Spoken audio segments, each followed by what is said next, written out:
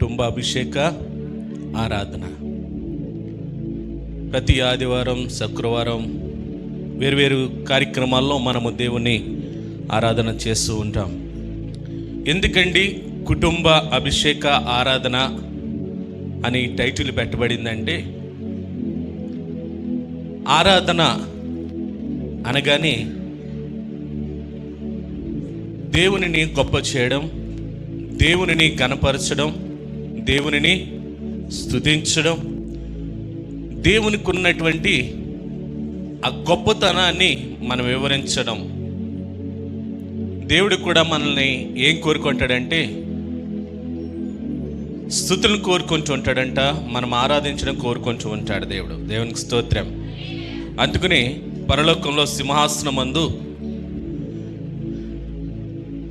నిత్యము కూడా దేవదూతల చేత ఆయన పరిశుద్ధుడు పరిశుద్ధుడు పరిశుద్ధుడని గాన ప్రతికానలతో దూతలు ఆరాధించబడతాయంట. దేవునికి స్తోత్రం. మనము దూతల కంటే ఎక్కువ వారం మనం. ఆమేన్. అందుకనే యేసయ్య అంటాడు కదా, తండ్రి నాకు ఏదైతే మహిమనిచ్చాడో ఆ మహిమనే నేను మీకు కూడా ఇచ్చాను. తండ్రి నన్ను ఎలాగైతే ప్రేమిస్తున్నాడో నేనును మిమ్మును అలాగే ప్రేమిస్తున్నాను. అంటే ఈ ఘనత దూతలకు ఇవ్వబడలే. ఆ మహిమ కానీ, ఆ ఘనత కానీ, ఆ ప్రేమ కానీ ఎవరికి ఇవ్వబడిందంటే కేవలం తన పోలిక చొప్పున తన స్వరూపంలో సృజించుకున్న నరులకు మాత్రమే ఇవ్వబడింది. దేవునికి స్తోత్రం. అందుకనే నేను చాలాసార్లు చెప్తూ ఉంటాను, లూసిఫర్ దేవదూత, ప్రధాన దేవదూత. లూసిఫర్ ప్రధాన దేవదూత. కానీ ఆ లూసిఫర్ ప్రధాన దూత గర్వించింది. 2, ప్రభు కంటే నాకేం తక్కువని ఆలోచించింది. క్షమించాడు అక్కడ? ఏమన్నా క్షమించాడు అక్కడ? నిత్యము కూడా దేవుని స్తుతించే బ్యాచ్లో ఆ గుంపు కూడా ఉండేది.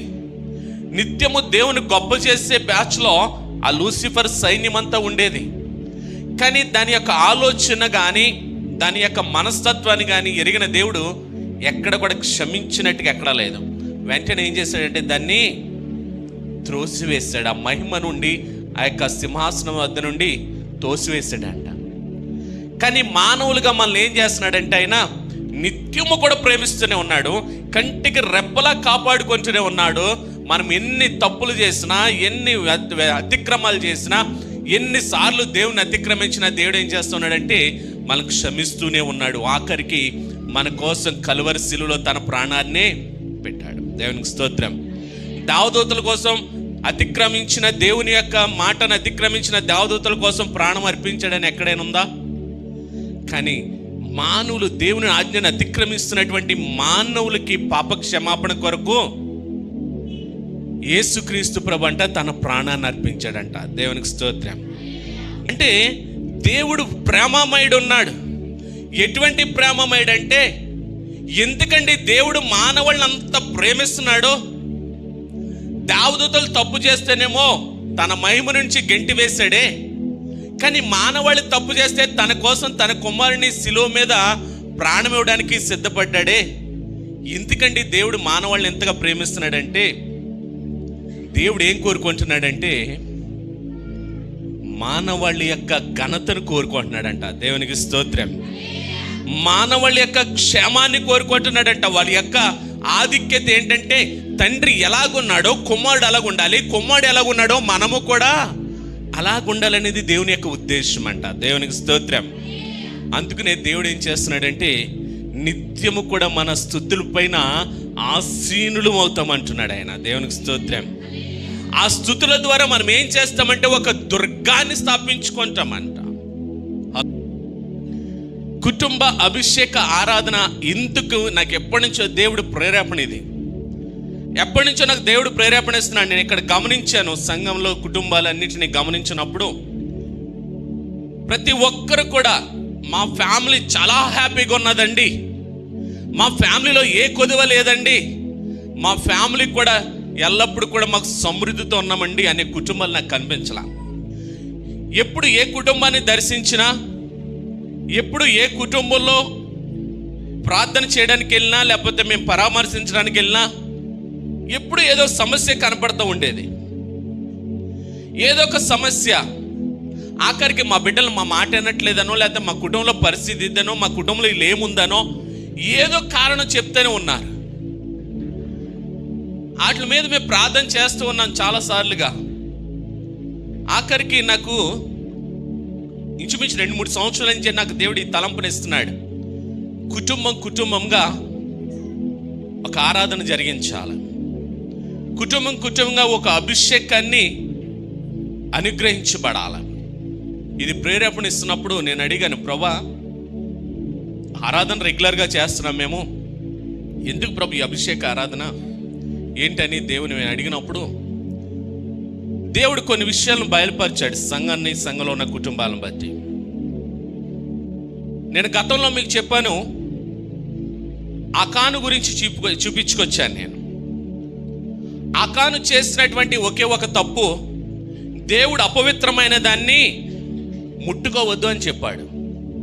కానీ ఆకాను ఏం చేశాడంటే, ఎవరికి తెలియదులే అనుకుని ఏం చేశాడంటే, అక్కడ అపవిత్రమైనటువంటి కొంత వస్తువుల్ని తీసుకొచ్చి గుడారంలో దాచిపెట్టాడు.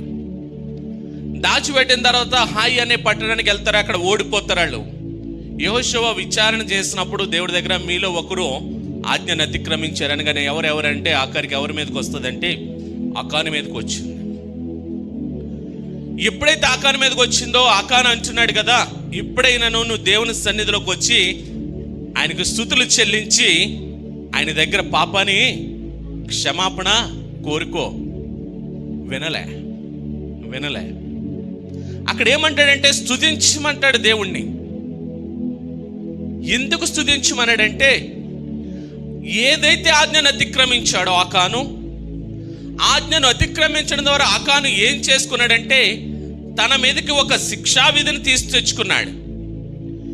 తన మీదకి ఒక శాపాన్ని కొని తెచ్చుకున్నాడు. ఆజ్ఞను అతిక్రమించడం వల్ల ఏమొస్తుందంటే పాపం వస్తుంది. పాప ప్రతిఫలం ఏంటంటే శాపము, శాపం ద్వారా మరణము. అందుకనే ఆకాను క్షమాపణ ఒప్పుకోవడానికి ఇష్టపడలే, దేవుని స్తుతించడానికి ఇష్టపడలే. అందుకని ఏమయ్యాడంటే అక్కడ ఆకాను భార్యయు, ఆకాను బిడ్డలు, ఆకాను కలిగిన సంపద అంతా కూడా ఎక్కడ తీసుకురాబడ్డారంటే అకోరు లోయలోకి తీసుకురాబడతారు. అకోరు లోయలోకి తీసుకొస్తారు. ఎవరు తప్పు చేశారు? తప్పు చేసింది ఎవరు? ఆకాను తప్పు చేశాడు. కానీ ఎవరు దోషులుగా నిలబడ్డారు? ఆకాను భార్య, ఆకాను బిడ్డలు, ఆకాను కలిగిన పశు సంపద అంతా కూడా అకోరు లోయలో తీసుకురాబడ్డారో అక్కడ ఉన్నటువంటి సైన్యం అంతానంట చుట్టూ ఉన్నారంట. ఒక్కొక్కరు తీసుకుని రాళ్ళు తీసుకుని ఏం చేస్తున్నారు? కొడతా ఉన్నారు. ఎవరిని కొడుతున్నారు? ఆకానేనా? ఆకాను భార్య తప్పు చేసిందా? ఆకాను బిడ్డలు తప్పు చేశారా? ఆకాను సంపద తప్పు చేసిందా? కానీ శిక్ష ఎవరు అనిపిస్తున్నారంటే తన కుటుంబం యావద అంతా కూడా శిక్షణ అనిపిస్తున్నారు. రాళ్ళు ఇచ్చుకుని కొడుతున్నారంట. ప్రతి ఒక్కరు రాళ్ళు ఇచ్చుకుని కొడుతున్నారంట. ఒక్కసారి ఆలోచించండి, ఏ తప్పు చేయనటువంటి బిడ్డలో ఆ రాయి దెబ్బ తింటుంటే వారి హృదయాలు ఎలాగుండి ఉంటాయి? వారి తండ్రిని ఎలా చూచుంటారు? అరే నా తండ్రి ఎంతవరకు నన్ను పోషించాడు కదా, అరే నా తండ్రి నా దృష్టిలో హీరో అనుకుని ఉండేవారు. కానీ ఆ తండ్రి దేవుని మాటను అతిక్రమించి దొంగతనం చేశాడంటే ఇప్పుడు బిడ్డలు ఎలా చూస్తున్నారు? ఇప్పుడు ఆ శిక్షణ అనుభవిస్తున్నటువంటి, ఆ మరణాన్ని అనుభవిస్తున్నటువంటి బిడ్డలు తండ్రిని ఎందుకు డాడే అని ఉంటారా లేదా? నీ వలన మా చావు వచ్చింది అని ఉంటారా లేదా? అది మన కళ్ళకు కట్టబడినటువంటి సన్నివేశం. కానీ ఈ రోజున కుటుంబంలో ఒక్కరున్నా చాలు. ఆకాను చూపించాను మీకు, అలాగే గెహాజీని చూపించాను. గెహాజీ కూడా ఏం చేస్తాడు? నయమాను ఇస్తున్న దాన్ని ఎలీషా తృణీకరిస్తే నయమాను రథం వెనకాల పరిగెట్టుకుని వెళ్ళి నా గురువు గారు ఇమ్మన్నారని ఆ బంగారాన్ని వెండిని అంతా తెచ్చుకుని ఇంట్లో పెట్టుకుంటాడు. ఎక్కడికి వెళ్ళావు అంటే ఇక్కడికి వెళ్ళాను ప్రభు అంటాడు. నువ్వు చేసింది నేను చూడలేదు అనుకుంటున్నావా? ఏం చేశారు? ఏం చేశారు? ఒక గెహాజీ తన కుటుంబం అంతా కూడా కుష్ఠుపొడతో శిక్ష విధించబడ్డారు. ఇంకెవరు? కోరాహు, అభినందాము, వీళ్ళందరూ కూడా మోషే మీద ఎప్పుడైతే తిరుగుబాటు చేశారో వారు ఒక్కరే కాదు, వారి కుటుంబాలు కూడా శిక్షను అనుభవించారు. ఈరోజు ఎందుకు చెప్తున్నానంటే ఈ మాటలు, ఒక్కరు కుటుంబంలో ఒక్కరు దేవునికి అవిధేయత కలిగి ఉంటే, కుటుంబంలో ఒక్కరు కుటుంబానికి అవిధేయత, దేవునికి అవిధేయత కలిగి ఉంటే శిక్ష ఎవరు అనిపిస్తున్నారు? ఎవరు అనిపిస్తున్నారు అమ్మా? కుటుంబం మొత్తం అనుభవిస్తుంది. ఒక్కరు అవిధేయత కుటుంబం అంతా కూడా శాపాన్ని కొని తెచ్చుకుంటుంది. ఒక్కరు అవిధేయత కుటుంబం అంతా కూడా పాపాన్ని కొని తెచ్చుకుంటుంది. ఒక్కరు అవిధేయత కుటుంబం అంతా కూడా మరణాన్ని పొందుకుంటుంది. ఈరోజు ఎందుకు ఈ అభిషేక ఆరాధన అంటే జాగ్రత్తగా వినాలి. అభిషేకం ప్రతి కాడిని విరగొడుతుంది. ఏం విరగొడుతుంది? ప్రతి కాడిని విరగొడుతుంది. ఏ కాడి? అపవాది ద్వారా, దేవునిని అతిక్రమించడం ద్వారా ఏ కాడైతే మన మీద మోస్తున్నామో, ఈరోజు జరిగే ఈ అభిషేక ఆరాధనలో కుటుంబంలో ప్రతి ఒక్కరు పాల్గొన్నారు. ఎందుకన్నాను తెలుసా?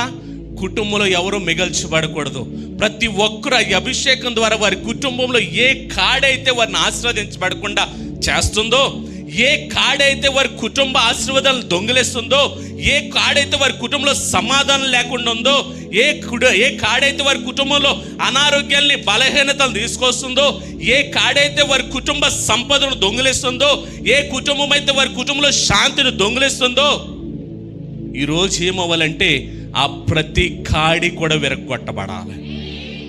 అందుకని ఈ అభిషేక కుటుంబ ఆరాధన ప్రతి ఒక్కరూ, చిన్న బిడ్డల కానించి పెద్దల వరకు కూడా రండి అని ఎందుకన్నానంటే, ఒక్కరు చాలు ఆ కుటుంబ అవిధేయత కుటుంబం మొత్తం శాపం తీసుకురావడానికి. అందుకని అంటాడు కదా, 4 తరాలంట శాపం ఏమవుతుందంట? సంక్రమిస్తుందంట. ఎన్ని తరాలు? 4 తరాలకి. ఇప్పుడు నేను శాపాన్ని తెచ్చుకున్నాను అనుకోండి, దేవునికి అతిక్రమంగా జీవించి నేను శాపం తెచ్చానుకోండి, ఇక్కడ నాతో పోదో ఎవరికి వస్తుంది? నా ద్వారా నా కుటుంబానికి వస్తుంది. నా కుటుంబంతో పోదో ఇంకెక్కడికి వస్తుంది? 4 తరాలు వస్తుందంట నేను చేసిన ఒక్క అతిక్రమం. ఈరోజు ఈ అభిషేకారం ద్వారా ప్రతి కాడి విరగొట్టడం వలన మనం ఏం తెచ్చుకోండామంటే, దేవునితో అభిషేకం అంటే చెప్పాను గత ఆదివారం. ఏం చెప్పాను? అభిషేకం అంటే దేవుని చేత ముద్రించబడ్డం, దేవుని కొరకు ప్రత్యేకపరచబడ్డం, దేవుడు మనల్ని ఎన్నుకోవడం అభిషేకించడం అంటే. ఈరోజు ఎప్పుడైతే దేవుడు మనల్ని ప్రత్యేకపరచుకుంటాడో, ఇక్కడి నుంచి కాడి, ఏ కాడి? పాపం అనే కాడి, శాపం అనే కాడి, అనారోగ్యం అనే కాడి, లేమి అనే కాడి, ఏది కూడా మన మీద ప్రభుత్వం చేయదు. ఇక్కడ నుండి మన మీద ప్రభుత్వం చేసేది ఎవరో తెలుసా?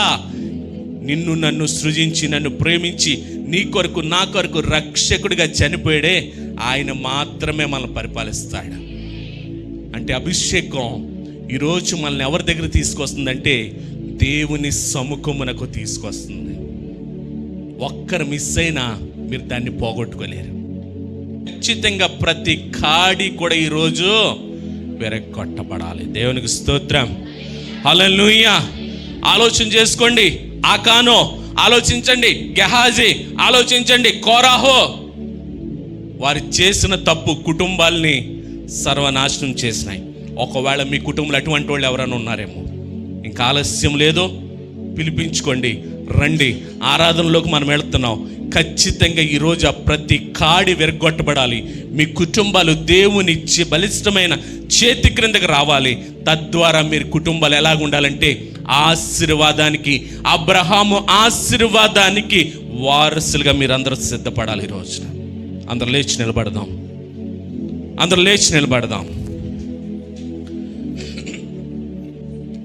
సమయంలో మనమందరం కూడా ఒకసారి విన్న మాటను గుర్తు చేసుకుందాం. మనం ఈ క్షణం నుండి మనం ఆరాధనలోనికి మనం వెళ్ళబోతున్నాం. ఆరాధనలోకి వెళ్ళబోతున్నాం. ఒకసారి విన్నాం కదా మాటలు. ప్రభా, ఇదిగో ఆకాను ద్వారా ఏదైతే శాపము కుటుంబంలోకి వచ్చిందో, ఒకవేళ నా కుటుంబంలో ఎవరి ద్వారా వస్తుందేమో. గెహాజీ ద్వారా తన కుటుంబము అంతా కూడా ఆ కుష్ఠపొడను నన్ను శపించబడ్డారు. ఒకవేళ నా కుటుంబంలో ఎవరైనా అవిధేయత వలన ఆ యొక్క శిక్షా విధిని మేము అనుభవిస్తున్నామేమో. కోరాహు ద్వారా భూమి నేల విరవబడి కుటుంబాలుగా కూడా నేల అడుగు భాగానికి వెళ్ళిపోయారంట. వారు కేవలం ఒక దైవజనుడి మీద వ్యతిరేక ఆలోచన కలిగి ఉండడమే. ఒకవేళ అటువంటి స్థితిలో ఒకవేళ మీ కుటుంబంలో ఎవరైనా ఉన్నారేమో, ప్రభా ఇదిగో ఈరోజు ఈ కుటుంబ అభిషేక ఆరాధనలో ఖచ్చితంగా అటువంటి ప్రతి కాడి కూడా విరగొట్టబడాలి. ప్రతి కాడి విరగొట్టబడాలి. ఇదిగో నా కుటుంబంగా నీ సన్నిధానంలోకి వచ్చాను. నా కుటుంబం అంతా కూడా ఈ రోజున ఏకాత్మ కలిగి నీ సన్నిధానంలో నేను ఆరాధించాలి అని ప్రార్థన చేద్దాం. ఎవరు మౌనంగా ఉండొద్దు. ఖచ్చితంగా ఈరోజు విడుదల సమయం ఇది. ఈరోజు విడుదల పొందుకునే సమయం ఇది. ఖచ్చితంగా ఈరోజు విడిపించబడాలి. దేవుని వాగ్దానం కూడా ఈరోజు అనేక కుటుంబాల బంధకాలు తెంచబడుతున్నాయి. అంతే ఈరోజు దేవుడు వాగ్దానం ఇచ్చాడు. ఈరోజు అనేక మంది ఏ కాడి, అపవాది కాడి కానీ, అతిక్రమాల కాడి కానీ, శాపం అనే కాడి కానీ, పాపం అనే కాడి కానీ ఏటి కింద అవుతున్నారో ప్రతి కాడి యేసు క్రీస్తు నామంలో విరగొట్టబడాలంతే. ప్రార్థన చేద్దాం దేవుని సన్నిధానంలో. ప్రభా ఇదిగో నేను నిలవబడుతున్నానయ్యా. ఒకసారి నన్ను దృష్టించండి. ఇదిగో ఈరోజు నీ దాసుల ద్వారా జరగబోతున్న ఈ ఆరాధన కార్యక్రమంలో నీ అభిషేకం నేను పొందుకోవాలయ్యా. నీ అభిషేకం ద్వారా నా ప్రతి కుటుంబంలో ఎవరి ద్వారా అయితే ఏ కాడైతే మమ్మల్ని ఏలుబడి చేస్తుందో ప్రతి కాడి కూడా యేసు నామములో విరగొట్టబడాలంతే. ప్రభు నీ రక్తాన్ని మా పైన ఉంచండి. నాన్న ఏ కాడైతే బలిపీఠాలుగా కట్టుగానుందో యేసు క్రీస్తు నామంలో యేసు రక్తం ద్వారా ఆ బలిపీఠాలని కోల్చబడును గాక అని ప్రార్థన చేస్తాం. కోల్చండి తండ్రి. మమ్మల్ని ఆశీర్వదించబడకుండా, దేవుని సన్నిధానంలో వర్ధిల్లకుండా, దేవుని మహిమను చూడకుండా, దేవుని అభిషేకాన్ని పొందకుండా అడ్డుపడుతున్న ప్రతి అపవాది యొక్క బంధకాలు యేసు క్రీస్తు నామంలో ఇప్పుడే తెంచబడును గాక అని ప్రార్థన చేస్తున్నాం. ప్రభు నీ సన్నిధానంలోకి వస్తున్నాం. మా ఆత్మ శరీరం జీవని చేతులకు అప్పగిస్తున్నామయ్యా. నాన్న 7 గంటల ఆరాధనలో తండ్రి ఏ డిస్టర్బెన్స్ ఉండకూడదు తండ్రి. మేమందరము కూడా తండ్రి మా ఆత్మ శరీరం జీవం నీ చేతులకు అప్పగిస్తున్నాం. నీ స్వాధీనంలో ఉంచుకోండి తండ్రి. మమ్మల్ని నడిపించండి, మమ్మల్ని ఆరాధించనండి తండ్రి. మమ్మల్ని అభిషేకించండి. ప్రతి విడుదలను మేము పొందుకునే ఈ రోజున మేము వెళ్ళాలయ్యా. అటు కృపతో మమ్మల్ని నింపమని, అటు మహిమతో మమ్మల్ని నింపమని, అటు అభిషేకంతో మమ్మల్ని నింపమని ప్రభు నీకే వందనాలు చెల్లిస్తూ ప్రార్థన చేద్దాం. ఎవరు మౌనంగా ఉండదు. ఖచ్చితంగా మనం అడిగితే ఖచ్చితంగా దేవుడు మన అక్కర్లు తీర్చే దేవుడు. మనం అడిగితే దేవుడు మనం విడిపించే దేవుడు. పరిశుద్ధాత్మను ఎవరైతే అడుగుతారో నిశ్చయముగా వారికి అనుగ్రహించేటువంటి దేవుడు. ఖచ్చితంగా ఈ రోజున మనం ఆరాధిస్తున్నామంటే ఖచ్చితంగా విడుదల పొందుకోవాలి. ఖచ్చితంగా ప్రార్థన చేయండి, మొరపెట్టండి. దేవుడి సన్నిధిలో కన్నీటిగా మొరపెట్టండి. రోజున ఇదొక విలువైన దినం మనకి. రోజున ఇంతవరకు ఏ అపవాది అయితే మిమ్మల్ని ఏలుబడి చేస్తుందో, ఏ అపవాది అయితే మిమ్మల్ని ఆశీర్వదించకుండా మిమ్మల్ని అడ్డంకులు సృష్టిస్తుందో, ఈరోజు అన్ని విడుదల పొందుకునే వెళ్ళాలా. Thank you lord.